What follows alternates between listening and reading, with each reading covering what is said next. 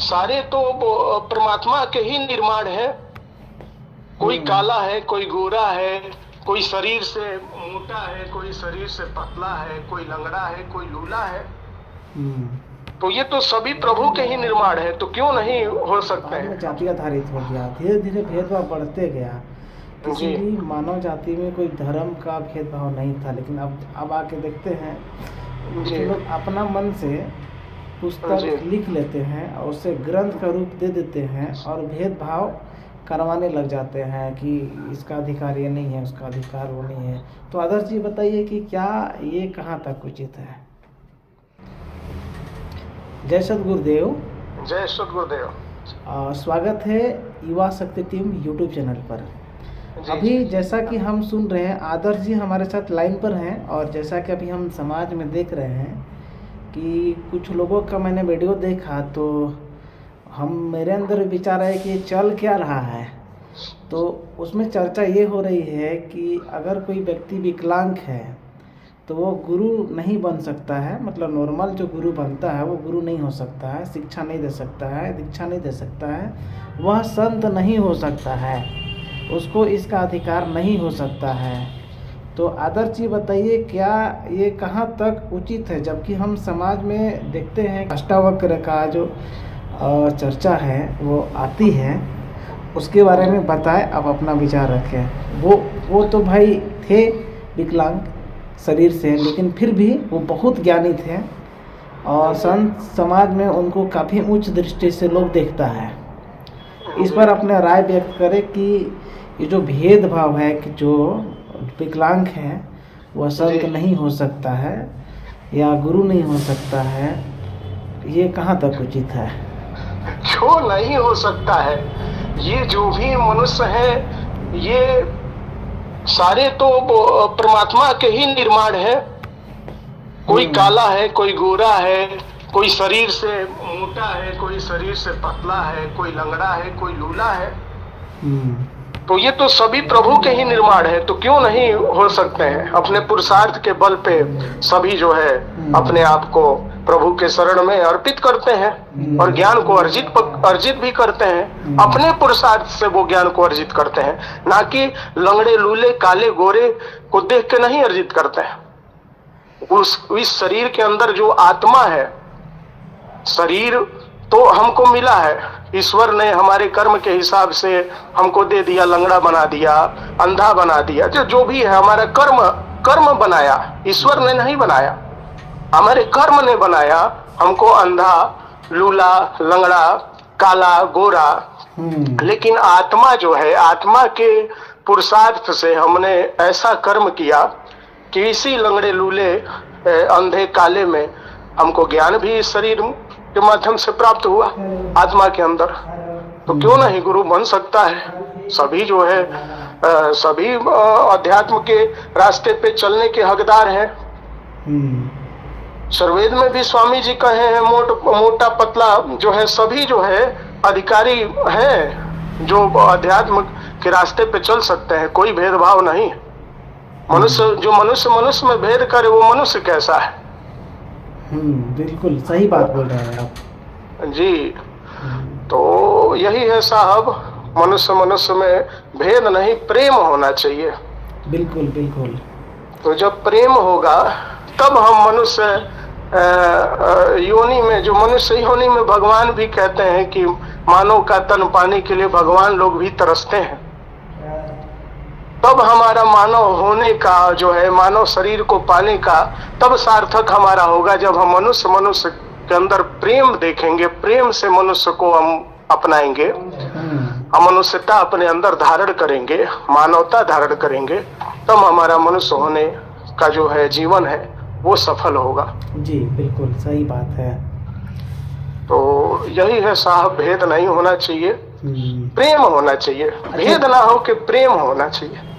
पुराने समय में, वैदिक काल में, जिस समय जब सबसे पहले जो वेदों को लिखा गया, उससे पहले तो स्मृति और श्रुत ज्ञान था हमारे पास। भारतीय संस्कृति में स्मृति और श्रुत ज्ञान था। इसका मतलब है कि लोग बोलता था, मतलब जो ऋषि लोग थे, गुरु लोग थे, बोलते थे और शिष्य उसे स्मृति करते, उसको याद करते थे बार बार अभ्यास करके।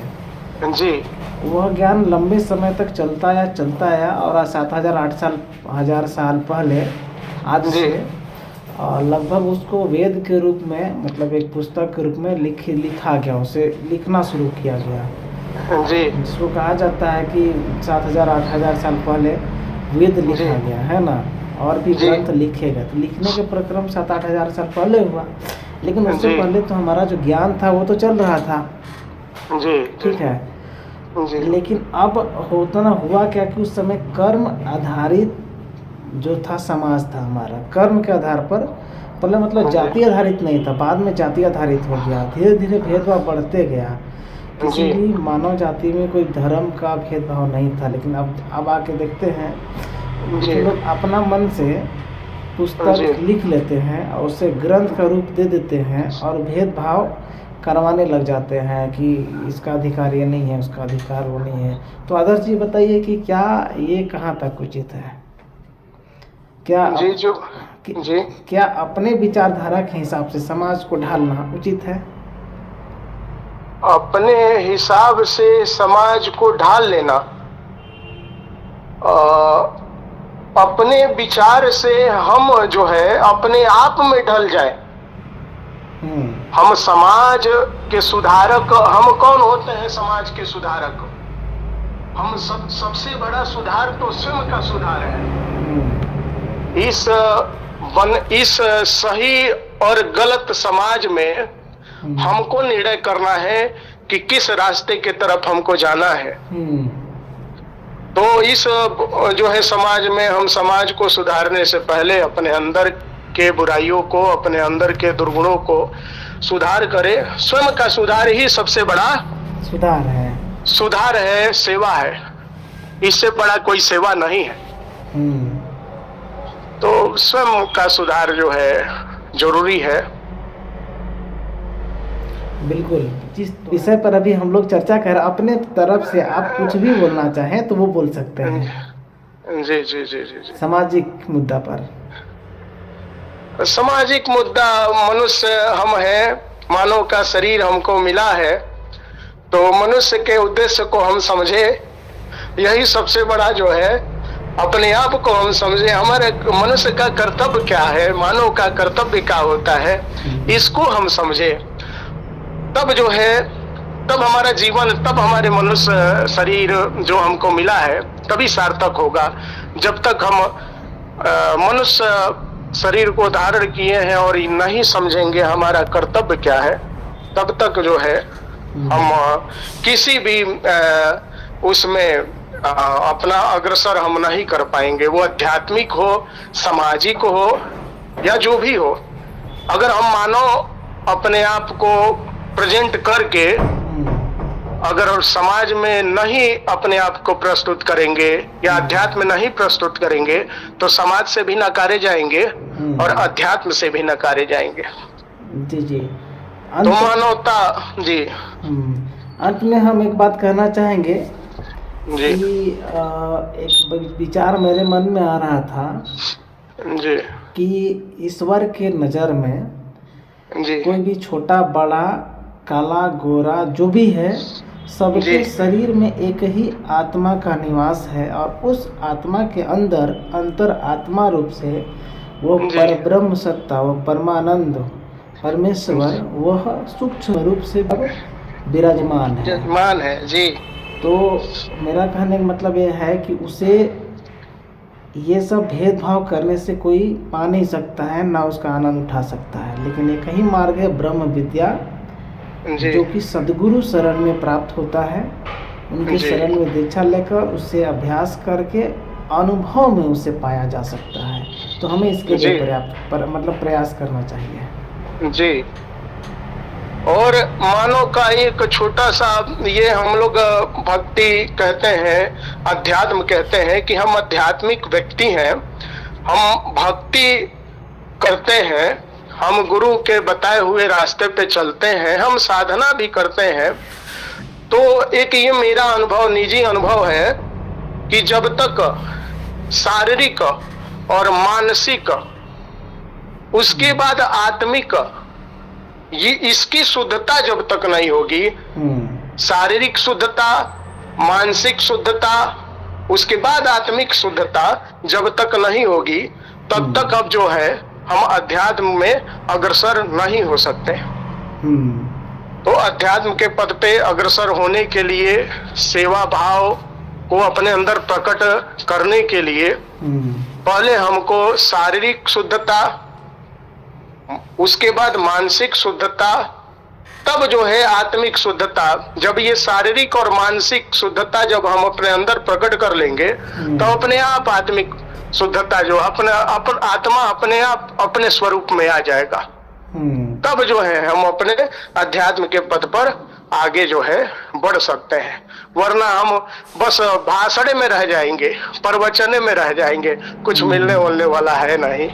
तो ये सब जो हल्ला गुल्ला हो रहा है अभी समाज में, तो हम लोग की तरफ से क्या उचित होगा संदेश देना आज की इस वीडियो में कि आप लोग हल्ला गुल्ला बंद करके और प्रैक्टिकल आए। हल्ला गुल्ला जो हो रहा है ये आज का हल्ला गुल्ला थोड़े है, ये तो वर्षों से जो है हल्ला गुल्ला होता आ रहा है। दानव देवता इसी धरती पे हैं, दानव देवता में लड़ाई झगड़ा हुआ ही है, आज भी हो रहा है। लेकिन जो मनुष्य सबको एक बराबर माने जाने वही मनुष्य है, वही देवता है। नहीं तो दानव देवता में पहले भी लड़ाई झगड़ा हुआ है, हल्ला शोर हुआ है, आज भी हो रहा है, आज भी देखने को मिल रहा है। तो ये कोई नया नहीं है। बस हमको विचार करना है कि हम किधर हैं, हम दानव हैं कि देवता हैं, हमारा कर्म जो है कैसा है, दानव वाला है कि देवता वाला कर्म है।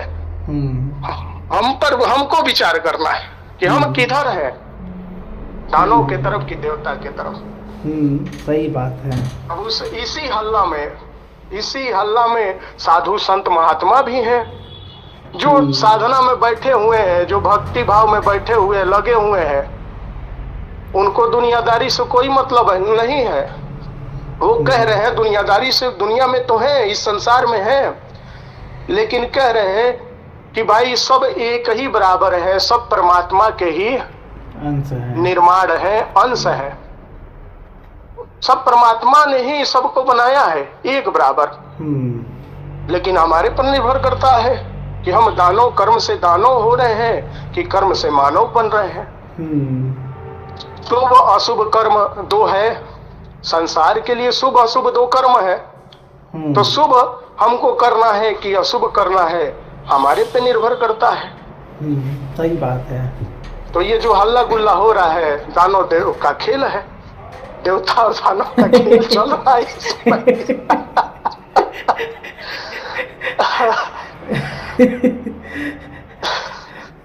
सही बात है।